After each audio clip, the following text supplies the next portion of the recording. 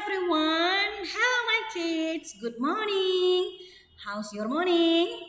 I hope you are healthy and keep spirit.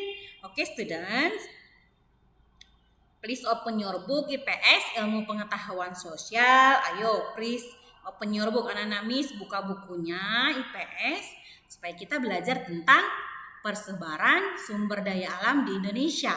Okay students, nah our topic is about persebaran sumber daya alam di Indonesia ya. Oke, nah students, sumber daya alam di Indonesia terbagi menjadi dua ya.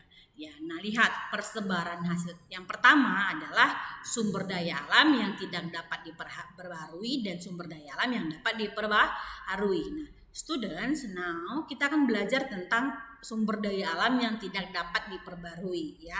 Kita akan mau belajar tentang persebaran hasil tambang yang ada di Indonesia. Nah, topik kita hari ini tentang persebaran hasil tambang yang ada di Indonesia. Oke students, nah sebelum kita masuk ke persebarannya, Miss mau jelaskan terlebih dahulu. Students, listen to me ya, dengarkan Miss baik-baik. Sumber daya alam yang dapat diperbaharui adalah sumber daya alam yang bisa dibuat atau dipulihkan kembali ya. Oke. Ya, don't forget, sumber daya alam yang dapat diperbaharui adalah sumber daya alam yang bisa dibuat atau dipulihkan kembali. Nah, contohnya apa, Miss? Hewan, tumbuhan. Nah, contohnya ikan yang ada di lautan. Nah, ikan yang ada di lautan adalah makhluk hidup yang bisa berkembang biak.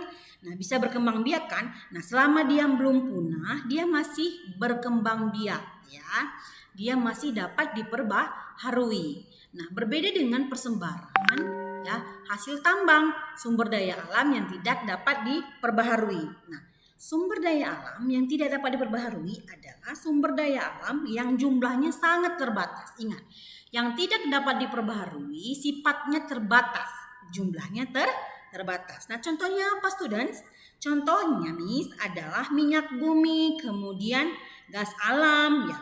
Nah, gas alam adalah bahan bakar ya, bahan bakar yang berasal dari ya jutaan tahun yang lalu. Nah, lama prosesnya, dia tidak bisa diperbaharui students karena dia mengalami proses yang sampai jutaan ya, ribuan atau jutaan tahun yang lalu.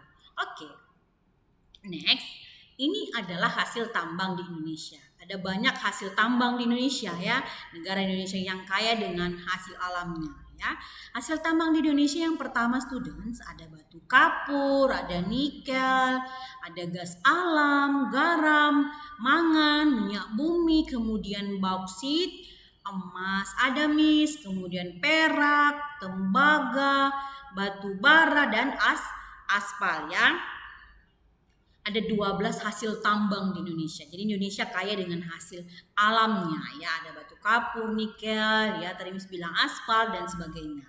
Oke students, don't forget ada banyak hasil tambang di Indonesia. Salah satu contohnya kita emas ya.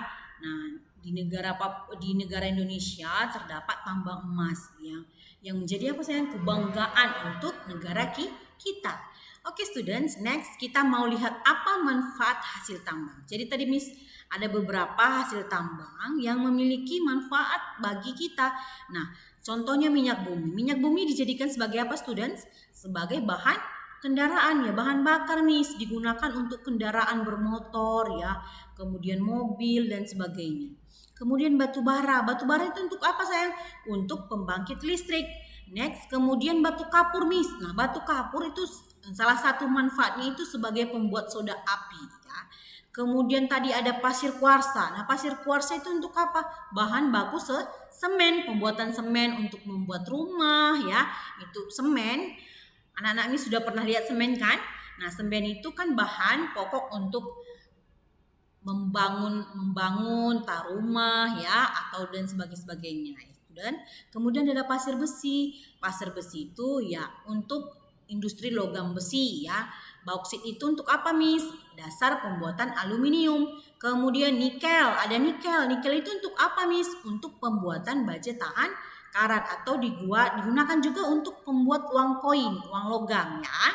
Next students, ada tembaga. Tembaga itu untuk apa, Miss? Tembaga untuk pembuatan apa? Kuningan, kabel, ya, kabel-kabel. Nah, kemudian ada mangan. Tadi kita dengar ada mangan kan? Nah, mangan itu dasar industri korek api. Kemudian ada gas alam. Gas alam itu untuk apa, sayang? Bahan bakar pembangkit listrik tenaga gas atau uap. Jadi ada banyak manfaat, ya, students. Ada banyak manfaat hasil tambang di Indonesia. Ya, kita tinggal mengolahnya dengan semaksimal mungkin sehingga memiliki manfaat bagi kita manusia, ya.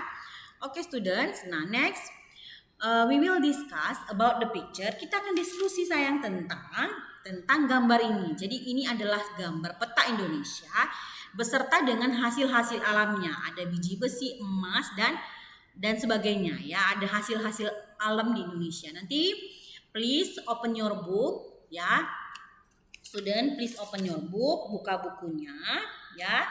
Please read dan pahami gambar ini. Lihat tandanya, biji besi itu gambarnya seperti apa? Oh, biji besi ada di daerah Sumatera Utara, ada di daerah ini. Nah, itu yang akan kita diskusikan. Oke, students, we will discuss about hasil tambang yang ada di Indonesia. Ini peta negara Indonesia. Kita mau lihat di daerah-daerah mana yang terdapat hasil tambangnya. Oke, students? Oke, so please prepare your book, look at your book, please read dan pahami gambar-gambar dan lihat gambar-gambar yang peta Indonesia ini. Oke, students? Oke, sayang, keep spirit. Until here our topic, keep spirit, student. Bye!